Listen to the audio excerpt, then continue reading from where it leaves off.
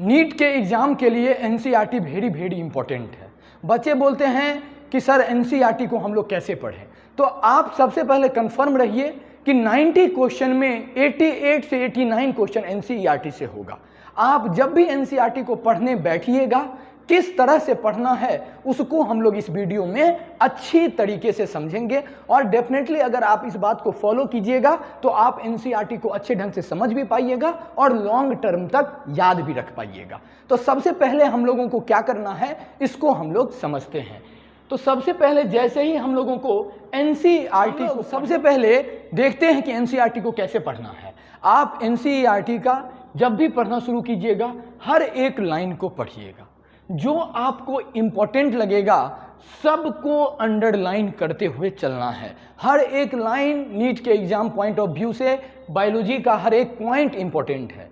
आपको जो लगता है कि आप एक बार में ही उस लाइन को याद कर लिए हैं उसको ग्रीन हाइलाइटर से हाईलाइट कीजिएगा।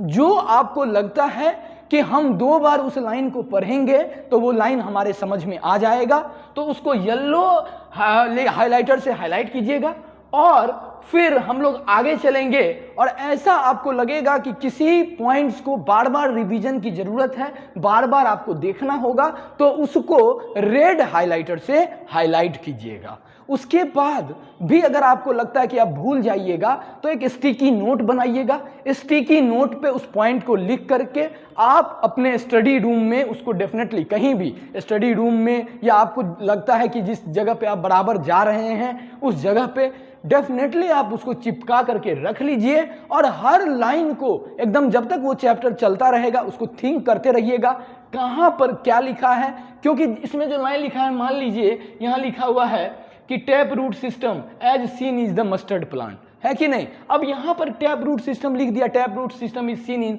और कोई मोनोकॉट को इसे और प्लांट का नाम दे दिया तो स्टेटमेंट इनकरेक्ट हो जाएगा। आपको लगेगा कि नहीं यहाँ तक सही था, बस यहाँ मस्टर्ड प्लांट आ गया, तो आप कंफ्यूज कर जाइएगा। हर एक पॉइंट को इस तरह से याद करना है।